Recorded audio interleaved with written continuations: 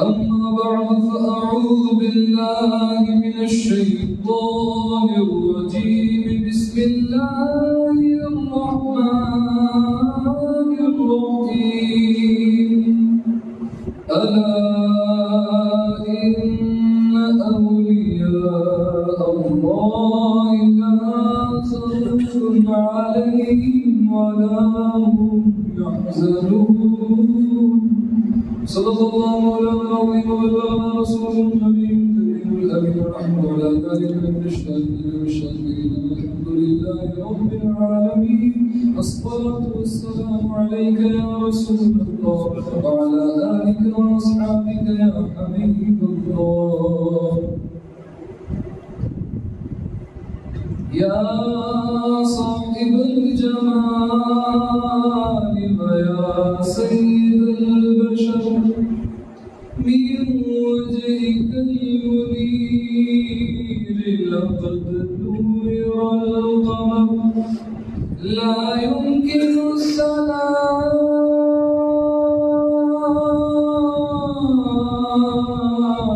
كما كان حقه بعد خدا بزرگ توی قصہ مختصر. اللہ تعالیٰ کا بے حد احسان ہے کہ اس نے مجھ گناہگاروں کو آج پھر اپنے محبوب علیہ السلام کے نیک بندوں کا ذکر شیئر کرنے کی توفیق عطا فرمائی. حضور غوث اعظم رضی اللہ تعالیٰ عنہ گزشتہ سے پیوستہ جب آپ بغداد شریف میں داخل ہوئے اور خانقاہ شریف پہنچے تو وہاں کا دروازہ بند تھا. جب صبح ہوئی تو آپ کے استاذ محترم تشریف لائے اور جن کا نام شیخ حماد بن مسلم دباس رحمۃ اللہ علیہ تھے. صبح ہوئی تو شیخ نے دروازہ کھولا، آپ کو سینے سے لگایا اور رونے لگے اور ارشاد فرمایا، اے فرزند ارجمن عبد القادر، آج دولت ہمارے ہاتھ میں ہے اور کل ساری دولت تمہارے ہاتھ میں ہوگی. کل آپ نے سنا کہ دروازے کے سامنے آپ لیٹ گئے اور کس طرح آپ نے رات گزاری، بار بار آپ کو غسل کرنا پڑا. تو صبح جب شیخ حماد بن مسلم دباس رحمۃ اللہ تعالی نے آپ کو سینے سے لگایا تو سینے سے لگاتے ہی یہ بشارت بھی آپ کو دی اور پہچان لیا کہ یہ جو بچہ آیا ہے یہ کوئی عام بچہ نہیں، یہ ولیوں کا سردار ہے. اس لیے وقت کے مشہور بزرگ، یہ بہت بڑے بزرگ ہیں. اس سے اندازہ لگا سکتا ہے کہ حضور غوث اعظم رضی اللہ تعالیٰ کی تربیت جس نے کی وہ کتنے بڑے بزرگ ہیں. تو اتنے بڑے بزرگ ہیں لیکن وہ آپ کی اس حالت پر جو آپ مجاہدہ کر رہے تھے اور جو ریاضت آپ کر رہے تھے، جو تکلیفیں آپ اٹھا رہے تھے اپنے سفر سلوک کو طے کرنے کے لیے. سفر سلوک کہتے ہیں ولایت کا سفر، اپنی ولایت کے سفر، اپنی منزل پر پہنچنے کے لیے جو آپ مصیبتیں برداشت کر رہے تھے اس پر آپ کے استاد کی بھی آنکھیں اشک بار ہو گئی اور پھر یہیں سے آپ کی تحصیل علم کا سلسلہ شروع ہوا. آپ نے بہت جلدی عالم کورس سے متعلق جتنے علوم ہوتے ہیں، جتنے علم ہوتے ہیں، سب کے سب آپ نے حاصل فرما لیے. اس کے بعد آپ کو خرقہ پہنایا گیا اور اس خرقے کی سند کیا ہے؟ یہ مشہور و معروف کتاب ہے القلائد الجواہر، قلائد الجواہر فی مناقب شیخ عبد القادر، اور اس کے لکھنے والے علامہ محمد بن یحییٰ رحمۃ اللہ تعالی۔ آپ کی جو سیرت کی کتابیں ہیں اس میں سے ایک مشہور کتاب ہے بہجت الاسرار ہے، ایک یہ ہے، اور اخبار کے خیال میں بھی آپ کے متعلق لکھا گیا جو شیخ عبدالحق محدث دہلوی رحمۃ اللہ تعالی علیہ کی۔ دیگر اگر آپ تاریخ کی کتابیں دیکھیں جیسے تاریخ ابن کثیر ہے، تاریخ ابن اسیر ہے، دیگر بڑی بڑی تاریخ کی کتابوں میں آپ کا تذکرہ لکھا گیا ہے۔ اس لیے علماء فرماتے ہیں جتنی کتابیں آپ کے بارے میں لکھی گئی اتنی کتابیں دوسرے کسی ولی کے بارے میں بھی نہیں لکھی گئی۔ تو اس لیے آپ کو جو خرقہ پہنایا گیا وہ آپ نے قاضی ابو سعید المبارک المخزومی اس نام کے بزرگ سے پہنا، اور انہوں نے یہ خرقہ شیخ ابو الحسن علی بن احمد القریشی سے، انہوں نے ابو الفرا الطرطوسی سے، انہوں نے ابو الفضل عبد الواحد التبیبی سے، انہوں نے اپنے شیخ ابو بکر شیخ شبلی سے، انہوں نے شیخ ابو القاسم جنید بغدادی سے، انہوں نے اپنے ماموں سری سبتی سے، انہوں نے شیخ معروف تلخی رحمۃ اللہ تعالی علیہ سے، انہوں نے حضرت داؤد طائی رحمۃ اللہ تعالی علیہ سے، انہوں نے سید حبیب عجمی رحمۃ اللہ تعالی علیہ سے، انہوں نے حضرت حسن بصری رحمۃ اللہ تعالی علیہ سے، انہوں نے حضرت علی کرم اللہ تعالی وجہ الکریم سے، اور حضرت علی شیر خدا رضی اللہ تعالیٰ عنہ کو یہ خرقہ حضور صلی اللہ علیہ وآلہ وسلم نے عنایت فرمایا، اور حضور صلی اللہ علیہ وآلہ وسلم کے لیے یہ خرقہ اللہ تبارک و تعالیٰ نے حضرت جبرائیل علیہ السلام کے ہاتھوں بھیجا، یعنی آپ کو جو خرقہ پہنایا گیا تھا وہ اللہ تبارک و تعالیٰ کی طرف سے اپنے محبوب کو ملا تھا، اور اولیاء کرام سے ہوتے ہوتے آخرکار وہ خرقہ حضرت شیخ عبد القادر جیلانی پیران پیر رحمۃ اللہ تعالیٰ علیہ کو پہنایا گیا۔ یہ ولایت کے راستے میں ہے آپ، جب آپ کو یہ خرقہ پہنایا گیا جس کی سند بالکل حضور علیہ السلام سے متصل، جو آپ علیہ السلام سے چلتا ہوا آ رہا تھا یہ خرقہ، اور بڑے بڑے بزرگوں نے اس خرقے کو پہنا تھا۔ اس کے بعد جب آپ علم حاصل کرتے رہے اور سلوک کے راستوں کو، ولایت کے سفر کو طے کرتے رہے، ایک مرتبہ تقریباً 20 دن تک آپ کو کچھ کھانے پینے کو نہیں ملا۔ 20 دن تک آپ ارشاد فرماتے ہیں میں ایوان کسرا کی طرف گیا کہ شاید مجھے ایوان کسرا کی طرف کوئی چیز کھانے کو مل جائے، لیکن جب میں وہاں گیا تو مجھ سے پہلے 70 اولیاء کرام علیہم الرحمۃ والرضوان مجھ سے پہلے کھانے کی کوئی جائز چیز تلاش کر رہے تھے وہاں کہ وہ کھائیں اور اپنی پیٹ کی بھوک مٹا سکیں۔ تو میں نے سوچا کہ مجھ سے پہلے 70 موجود ہیں، میں کیوں جا کر وہاں چیز تلاش کروں؟ اگر کوئی چیز مجھے ملنی ہو تو بہتر ہے کہ انہیں مل جائے، میں انہیں تنگ کرنے وہاں نہیں جاؤں گا۔ آپ وہاں کوئی چیز تلاش کرنے نہیں گئے، یہ ہمارے پیران پیر رحمۃ اللہ تعالی علیہ آپ کا احسان کہ وہاں کوئی چیز دیکھی نہیں ہے، بس اولیاء کرام کو دیکھا، اللہ کے نیک بندوں کو دیکھا تو جذبہ ایثار وہاں گئے بغیر یہ فیصلہ کر لیا کہ وہ وہاں تلاش کر رہے، میں تلاش کرنے نہیں جاؤں گا، میں جا کے ایک اضافہ کیوں کروں ان لوگوں کو۔ کہ آپ کا ذہن تھا، آپ کا احساس، اتنی چھوٹی چھوٹی چیزیں آپ نوٹ کیا کرتے تھے، اس پر عمل کیا کرتے تھے، تو وہاں آپ کو کھانے کی کوئی چیز نہیں ملی۔ آپ ارشاد فرماتے ہیں گھومتے گھومتے گھومتے مجھے ایک آدمی ملا، اور میں اس آدمی کو نہیں جانتا تھا، لیکن جب آپس میں بات ہوئی تو اس نے مجھے پہچان لیا اور میرا نام جان لیا کہ میں عبد القادر ہوں۔ تب اس نے سونے اور چاندی کے چھوٹے چھوٹے کچھ ٹکڑے کچھ ریزے میرے ہاتھ میں دے دیے، تو میں نے ان ریزوں کو ان ریزوں کو ان اولیاء کرام میں تقسیم کر دیا اور تھوڑا سا کھانا کھا کے خود کھا لیا اور اس مسافر کو بھی دے دیا اور اپنے پاس کچھ بھی باقی نہیں رکھا۔ یہ ولایت کی پہلی منزل ہوتی ہے کہ انسان درجہ توکل پر فائز ہو جائے، وہ اپنے پاس کچھ رکھتے نہیں بچا کر۔ جو اولیاء کرام ہوتے ہیں تو لوگ تو بول لیتے ہیں کہ آپ بھی ولی ہو سکتے ہیں، دعا کرو۔ ہم کہتے ہیں بھائی سارے مومن اللہ کے ولی ہیں، اولیاء کے درجے ہوتے ہیں، تو کون کہہ سکتا ہے کہ میں اللہ کا دوست نہیں ہوں؟ خود کو اللہ کا دشمن بولے گا؟ اللہ کے دوست تو سب ہیں، لیکن خاص معنی میں جو جماعت ہے اولیاء کی، ان کی شانیں کچھ اور ہیں۔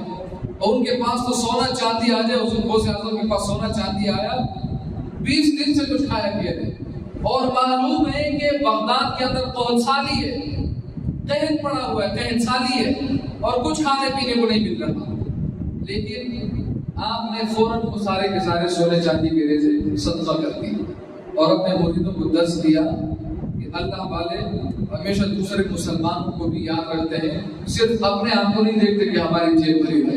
اس کے بعد حضور غوث اعظم رضی اللہ تعالیٰ عنہ ارشاد فرماتے ہیں کہ بغداد کی جو قحط سالی تھی، قحط سالی بولتے ہیں بارش بھی نہیں ہے، پانی بھی نہیں ہے، کھانے پینے کو کچھ نہیں ہے، کاروبار بھی تباہ ہو گیا، کچھ کھانے پینے کو نہیں ہے۔ آپ فرماتے ہیں کہ کچھ دن کے بعد پھر مجھے بھوک لگی اور نہایت تنگدستی مجھے پہنچی، بہت زیادہ بھوک اور پیاس میں نے برداشت کی، تو میں نے سوچا کہ کیوں نہ میں پھر کوئی چیز تلاش کرنے کے لیے جاؤں۔ ہم فرماتے ہیں میں دریائے دجلہ کے کنارے گیا اور سوچا کہ یہاں مجھے کچھ کھانے کو مل جائے۔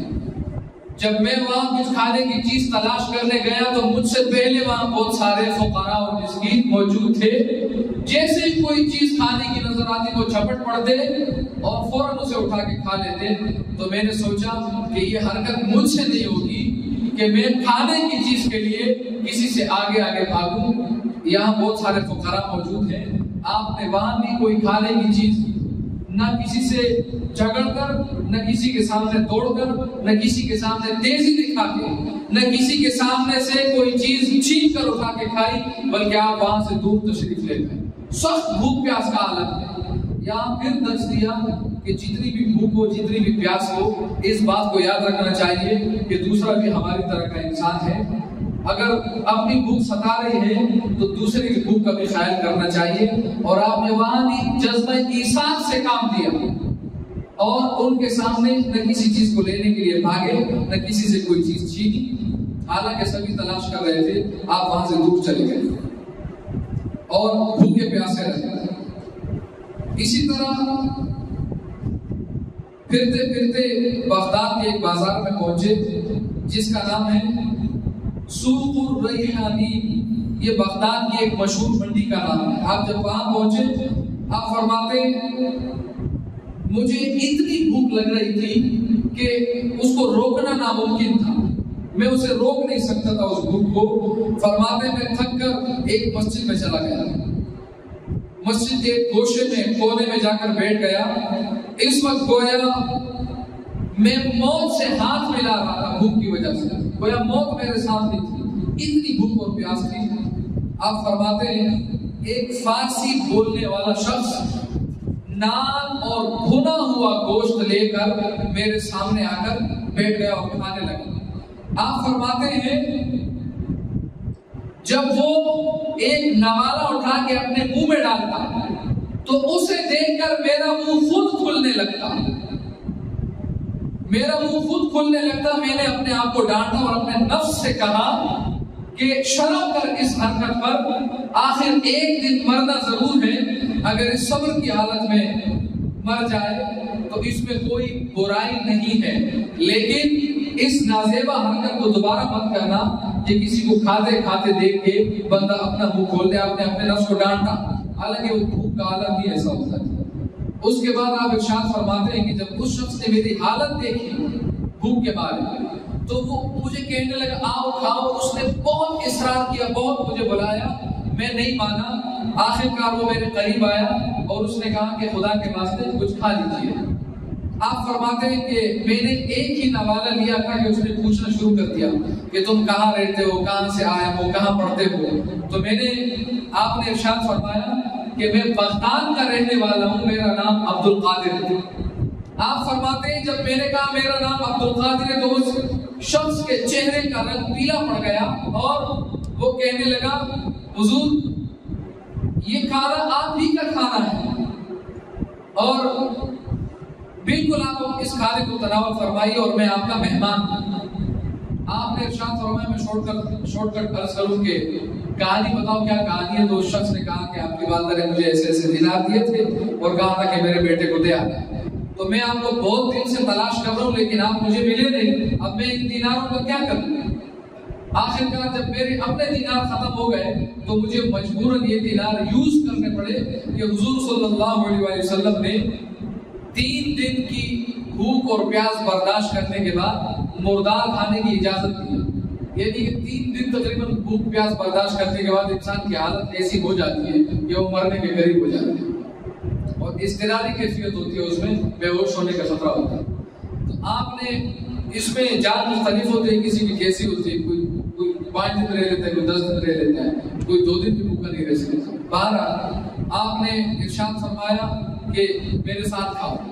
آپ نے اس کے ساتھ تھوڑا کھانا کھایا، کھانا بھی اسے دے دیا باقی، اور جو دینار وہ آپ کے لیے لایا تھا وہ دینار بھی اسے واپس دے دیا، صدقہ کر دیا. اتنی سخت حالت، یعنی کہ تھوڑا سا کھانا کھایا اور بعد میں کیا ہوگا اللہ مالک. یہ ان کا توکل تھا اللہ سبحانہ وتعالی کے ساتھ میں. آپ ارشاد فرماتے ہیں کہ میں نے وہ دینار اسے واپس کر دیا. اسی طرح آپ نے جو سختیاں برداشت کی راہ سلوک میں، ولایت کے سفر میں، شیخ عبداللہ سلمی بیان کرتے ہیں کہ میں نے حضرت شیخ عبد القادر جیلانی رحمۃ اللہ تعالی علیہ سے سنا. آپ نے بیان کیا کہ ایک دفعہ کا ذکر ہے کہ میں نے کئی روز تک کھانا نہیں کھایا. اتفاق سے میں محلہ شرقیہ میں چلا گیا. وہاں مجھے ایک شخص نے ایک چیز دی اور کہا اسے بیچ کے کچھ کھا لو، کچھ ہدیہ کیا. چونکہ سید ہدیہ لے سکتے اس لیے آپ نے وہ ہدیہ لے لیا، صدقہ نہیں. آپ نے وہ چیز بیچ کر حلوہ پوری اور کچھ چیزیں لے لی کہ یہ میں مسجد میں بیٹھ کے کھاؤں گا. ایک سنسان مسجد تھی. آپ جب اپنے مدرسے سے نکلتے تھے تو آپ جنگلات میں چلے جایا کرتے تھے، وہ تذکرہ آگے آئے گا. اور آپ بیابانوں میں، صحراؤں میں چلے جاتے تھے اور سنسان مقامات پر بیٹھ کے اپنے اسباق، اپنا سبق یاد کیا کرتے تھے. آپ فرماتے ہیں میں اسی سنسان مسجد میں گیا. جب میں نے وہاں تھیلی کھولی اور کھانے لگا تو مجھے مسجد کی دیوار کے سائے میں یہ ملا، ایک کاغذ کا ٹکڑا ملا. اس کاغذ کے ٹکڑے پر لکھا تھا جو اللہ تبارک و تعالیٰ نے پہلی کچھ کتابیں، بعض کتابیں جو اگلی کتابیں نازل فرمائی تھی، ان میں بعض کتابوں میں اللہ تعالیٰ کا یہ فرمان موجود ہے. اس واقعے پہ لکھا تھا. وہ فرمان کیا تھا؟ وہ یہ تھا کہ خدا کے شیروں کو خواہشوں اور لذتوں سے کیا مطلب؟ خواہشیں اور لذتیں تو ضعیف اور کمزور لوگوں کے لیے ہیں تاکہ وہ ان نعمتوں کو، خواہشوں کو، لذتوں کو، کھانے پینے کی چیزوں کو، ان کپڑوں کو یوز کر کے، استعمال کر کے عبادت کرنے کی طاقت حاصل کر سکیں. اللہ تعالیٰ کے شیروں کو ان لذتوں اور خواہشوں سے کیا کام کہ ان کو کھا پی کے، ان کو استعمال کر کے وہ عبادت کے لیے طاقت حاصل کرے. ان کی طاقت تو خود اللہ تعالیٰ کی جستجو اور اللہ تعالیٰ کی محبت ہوتی ہے. جب آپ نے اس قافیے پر یہ پڑھا ہوا دیکھا تو آپ نے اس کھانے کو ممبر پر رکھ دیا اور مسجد سے باہر تشریف لیا. نہیں کھایا آپ نے کھانا. اور یہ وہ باتیں میرے بھائیوں، اولیاء کی وہ نصیحتیں ہیں، وہ آپ کے اے علموں ہیں کہ بندہ جب ان کو پڑھتا ہے یا ان کو بیان کرتا ہے تقریر میں تو بعض اوقات لگ رہا ہوتا ہے کہ یہ کیسے چل رہا ہے، دھڑلہ نہیں ہے، اس میں چھولا بیانی نہیں ہے. لیکن ایک مسلمان کے لیے ان باتوں کو سمجھنا بہت زیادہ ضروری ہے، کیونکہ ہم اس وقت اپنی زندگی کو دیکھیں اتنے عیش پسند ہو گئے ہیں، ذرا سی بیماری ہوتی ہے، حالانکہ کوئی ناجائز و حرام نہیں ہے علاج کروانا، لیکن ہم اپنا طرز زندگی دیکھیں کہ چھوٹی سے چھوٹی تکلیف بھی ہم اپنے قریب نہیں آنے دیتے، ذرا سی بھوک پیاس میں ہم فوراً کھا پی لیتے ہیں، تو سارا دن کھاتے پیتے رہتے ہیں۔ تو اتنا کھانا پینا کہ انسان جو ہے وہ اپنی صحت کو ہی بھول جائے۔ یہ آج کل کچھ جگہ ایسے ہوتا ہے کہ انسان ایسی چیزیں کھاتا ہے مزہ حاصل کرنے کے لیے، کیا اس نے پیما دیکھنا ہے، کیا اس نے چکنائی دیکھنی ہے، کیا کولیسٹرول کو دیکھنا ہے، بھرو بس جو اچھا لگے زبان کو اس کو بھرتے رہو، اور حال یہ ہوتا ہے کہ 45-48 تک کارڈیو میں پہنچ جاتے ہیں۔ یہ حضور غوث اعظم رضی اللہ تعالیٰ عنہ درس دے رہے کہ بندو، کھانا پینا تو سب جائز ہے، لیکن اتنا کھانا پینا کہ بس عبادت پر طاقت مل سکے، زندگی گزارنے کی طاقت مل سکے، اتنا کھانا پینا، کیونکہ انسان کھانے پینے کے لیے زندہ نہیں ہے، یہ تو اپنی آخرت بنانے کے لیے زندہ، اللہ کی عبادت کے لیے ہے۔ تو اگر یہ کھانے پینے کو اپنی زندگی سمجھ لے تو مقصد سے ہٹ جائے۔ کہتے ہیں نا، کھانا جینے کے لیے کھاؤ، کھانے کے لیے مت جیو۔ تو ہم ایسے جیتے ہیں جیسے کھانے پینے کے لیے جی رہے ہیں۔ اگر ہم اپنا کھانا پینا رہن سہن دیکھیں تو میرے بھائیوں، یہ دنیا تو مومن کے لیے قید خانہ ہے۔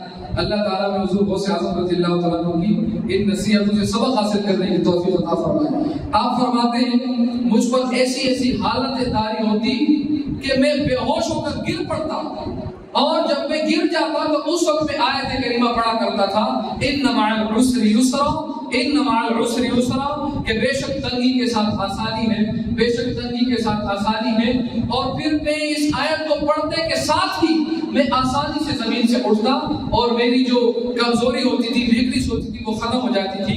آپ فرماتے ہیں بعض اوقات مجھ پر ایسی حالت طاری ہوتی جب وہ مجاہدات اور ریاضتوں میں لگے رہتے، اپنے آپ کو تکلیفوں میں ڈالتے، مشکلات میں ڈالتے، تاکہ نفس کمزور ہو سکے اور دل و دماغ اللہ تعالیٰ کی عبادت کے لیے طاقتور ہو سکے۔ نفس کو کمزور کرنے کے لیے، دل و دماغ اور جسم کو اللہ کی عبادت کے لیے، اس غوثیت کے مقام کو تیار کرنے کے لیے آپ نے بہت زیادہ تکلیفیں برداشت کیا۔ فرماتے ہیں میں بہت زیادہ تکلیفیں اپنے اوپر ڈالتا تھا، اور ایسا ہوتا تھا کہ کبھی کبھی میں بے ہوش ہو کر گر پڑتا تھا، اور گھنٹوں مجھے ہوش نہیں آتا تھا، یہاں تک کہ لوگ مجھے غسل نہیں ڈالتے تھے، اور مجھے غسل دے کر کفن میں ڈال دیتے تھے، تب میری آنکھ کھلتی تھی، تو وہ سب حیران و پریشان ہو جاتے تھے کہ یہ تو ٹھیک ہے۔ اور آپ ارشاد فرماتے ہیں پھر میری حالت کچھ سنبھل جاتی تھی۔ آپ فرماتے ہیں صوف کا ایک جبہ پہنا کرتا تھا میں، اور ایک چھوٹا سا امامہ میرے سر پہ ہوتا تھا، پاؤں میں پہننے کے لیے جوتیاں بھی نہیں ہوتی تھی، اور آپ فرماتے ہیں نہ میں پاؤں کے نیچے آنے والی کسی چیز کی پرواہ کرتا تھا۔ کانٹوں میں، گرم ریتیلی صحراؤں میں، اور گرم پتھروں میں، پہاڑوں میں میں گھومتا پھرتا تھا، تاکہ میں اس مقام کے لیے اپنے آپ کو تیار کر سکوں۔ اور میرے بھائیوں، اس سے آگے آپ کے مزید جو جنگلات میں واقعات تو یہاں اور بھی آپ کی بھوک اور پیاس کے جو آپ نے اپنے اوپر سختیاں ڈالی، بھوک پیاس برداشت کی، مجاہدات کیا آپ نے، ایسی حالتیں آپ پر طاری ہوتی۔ آپ فرماتے ہیں کہ کبھی مجھے پتہ نہیں ہوتا اور میں بھاگنا شروع کر دیتا تھا، کیونکہ وہ جب ریاضت اور مجاہدات کرتے تھے اور اللہ عز و جل کی بارگاہ میں قرب تلاش کرنے کے لیے عبادات میں مصروف رہتے تھے، تو وہ احوال ایک اللہ والا ہی سمجھ سکتا ہے کہ وہ جب دل پر انوار و تجلیات آتی ہیں تو کیا ہوتا ہے۔ وہ سمجھانے کے لیے وہ عرض کر دوں کہ اللہ تعالیٰ نے موسیٰ علیہ السلام سے ارشاد فرمایا کہ وَلَٰكِنِ انظُرْ إِلَى الْجَبَلِ، تو پہاڑ کی مجھے تو نہیں دیکھ سکتا، تو پہاڑ کی طرف دیکھ لے۔ فَلَمَّا تَجَلَّى رَبُّهُ لِلْجَبَلِ جَعَلَهُ دَكًّا وَخَرَّ مُوسَىٰ صَعِقًا، کہ جب اللہ تعالیٰ نے تجلی ڈالی پہاڑ پر، تو اس تجلی کا یہ عالم تھا کہ اللہ تعالیٰ کی صفاتی تجلی موسیٰ علیہ السلام برداشت نہ کر سکے، اور کیا ہوا؟ خَرَّ صَعِقًا، موسیٰ علیہ السلام چیخ مار کر گر پڑے۔ یہ وہ جب انوار و تجلیات کا نزول ہوتا ہے نا، تو کیا ہوتا ہے؟ حضور غوث اعظم فرماتے ہیں ایسی حالت ہوتی تھی کہ میں چیخیں مارتا ہوا بھاگتا تھا، اور جب مجھے ہوش آتا تھا مجھے معلوم ہوتا تھا کہ میں 20 کلومیٹر دور تک بھاگتا رہا اور میں اپنا شہر چھوڑ کے دوسرے شہر میں آ گیا. ایسی حالت ہوتی. آپ فرماتے ہیں ایک دفعہ جنگل میں کیا ہوا کہ کچھ ڈاکو وہاں موجود تھے, کچھ گینگسٹر تھے, تو وہاں مجھ پر حالت تاری ہوئی. میں نے اتنی زور سے چیخ ماری کہ وہ سارے کے سارے بھاگ گئے. جب وہ سارے بھاگ گئے تو ایک نے کہا کہ دیکھتے ہیں کیا ہے. جب وہ واپس آئے تو میں گر پڑا تھا زمین پر اور مجھے سنائی دے رہا تھا. وہ کہہ رہے تھے یہ تو عبد القادر مجنون ہے جس اللہ کے بندے نے ہمیں ڈرا دیا. تو اس وقت آپ کی حالت ایسی ہوتی تھی کہ لوگ آپ کو مجنون کہا کرتے تھے. معاذ اللہ کہتے تھے یہ تو پاگل ہے, مجنون ہے, دیوانہ ہے.